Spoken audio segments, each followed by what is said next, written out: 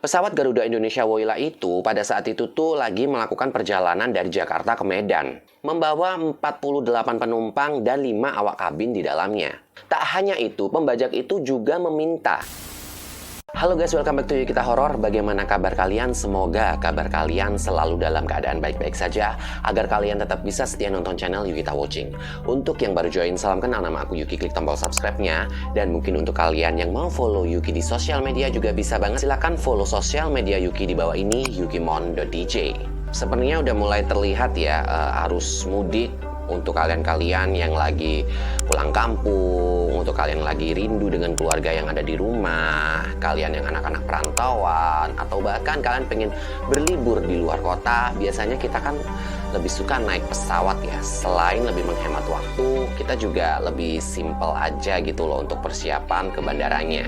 Nah, ngomong-ngomong soal pesawat, di Indonesia pernah terjadi pesawat yang dibajak yang katanya sih oleh Komando Jihad. Pesawat DC-9 milik Garuda Indonesia atau biasa disebut sebagai Woyla dibajak oleh sekelompok orang yang mengaku sebagai Komando Jihad. Pembajakan dimulai pada tanggal 28 Maret 1981 ketika pesawat memasuki wilayah udara antara Palembang, Medan pada sekitar pukul 10.10 waktu Indonesia Barat. Pesawat Garuda Indonesia Woyla itu pada saat itu tuh lagi melakukan perjalanan dari Jakarta ke Medan. Namun karena adanya aksi pembajakan ini, pesawat itu pun akhirnya diterbangkan ke Malaysia bahkan sampai ke Thailand. Pesawat dengan nomor penerbangan GA206 membawa 48 penumpang dan 5 awak kabin di dalamnya. Sebanyak 33 orang terbang dari Jakarta dan sisanya itu mereka naik pada saat transit dari Palembang. Lalu bagaimana kelanjutannya? Jadi tak usah berlama-lama, let's start. Ice cream, you scream, Yukita Horror.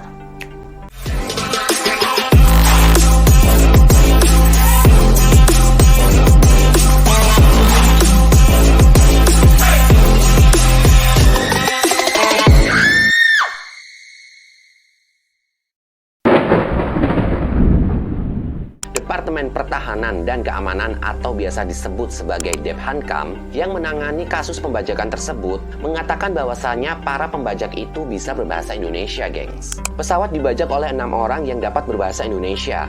Mereka bersenjatakan pistol dan beberapa buah granat, ujar Menhankam Muhammad Yusuf. Dephankam kemudian menugaskan Wakil Panglima ABRI Laksamana Sudomo untuk menangani kasus pembajakan tersebut. Beberapa hari kemudian, akhirnya mereka tahu bahwa pembajakan itu dilakukan oleh 5 orang. Sementara itu, ada 48 orang yang menaiki pesawat tersebut. Pesawat itu diterbangkan oleh pilot yang bernama Kapten Herman Rante dan kopilot Hendy Juwantoro. Tuntutan pertama yang diajukan oleh para pembajak ini, mula-mula mereka tuh ingin membebaskan 20 tahanan yang terlibat dalam penyerangan Konsekta 8606 Pasir Kaliki di Bandung pada tanggal 11 Maret 1081. Namun para pembajak ini tuh makin menjadi gitu, yang awalnya 20 tahanan, mereka ingin membebaskan 80 tahanan, bahkan naik sampai ke 84 orang tahanan. Gila.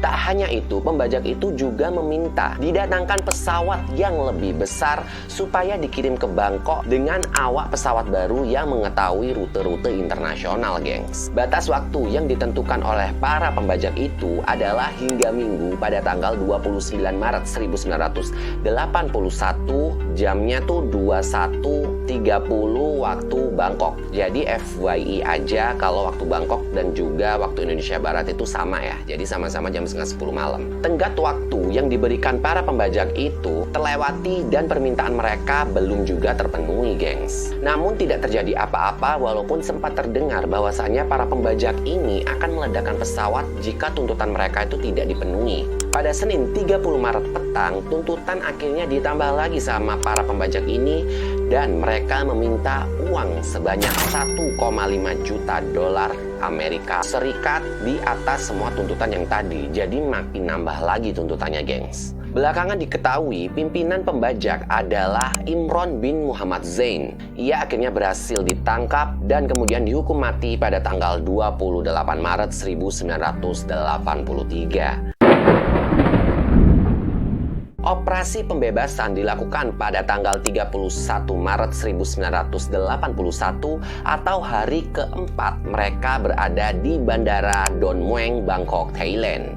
Disebutkan bahwa saat operasi penyelamatan itu berlangsung, itu cukup singkat banget gengs, cukup 3 menit saja. Operasi itu sudah disiapkan dengan sangat matang di Jakarta pada saat pembajakan pesawat itu dimulai. Operasi berjalan saat pemerintah Thailand itu mulai mengizinkan Komando Indonesia beraksi. Dan suasana di sekitar pesawat itu masih cenderung sepi, gengs. Senin malam pada waktu 21.00 waktu setempat, ada sebuah mobil catering yang mendekat setelah mendapat kode lampu dari pesawat. Adapun kode itu merupakan sinyal dari para pembajak agar permintaan mereka menyangkut makanan, minuman, bahan bakar, dan kebutuhan lainnya itu di dalam pesawat bisa terpenuhi.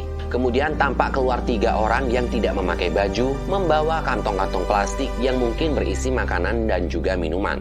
Lalu setelah itu udah nggak ada apa-apa lagi, jadi kembali sepi lagi suasananya, geng.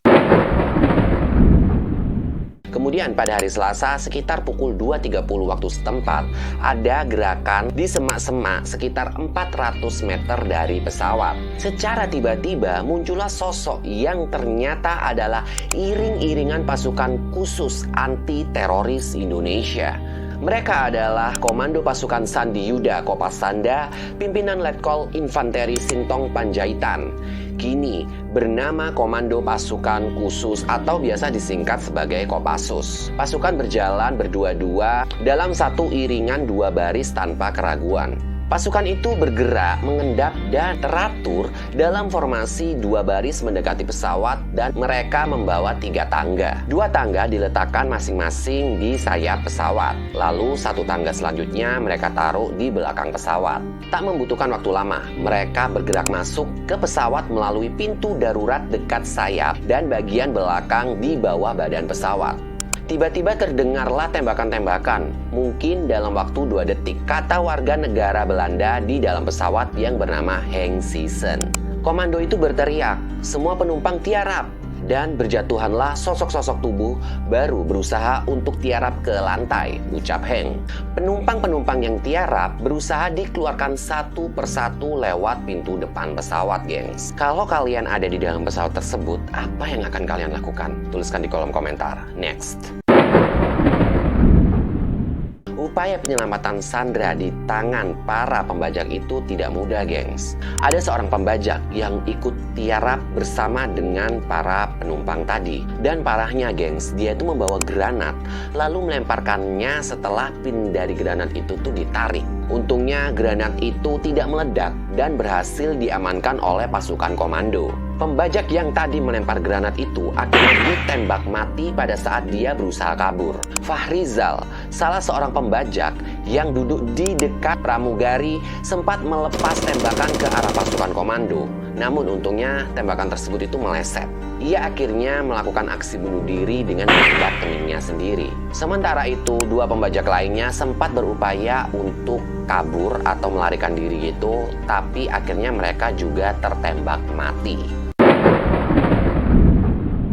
Keterangan resmi pemerintah mengungkapkan bahwa seluruh nama para pembajak ini dinyatakan tewas. Namun diketahui bahwa pemimpin dari pembajak ini bernama Imron bin Muhammad Zain.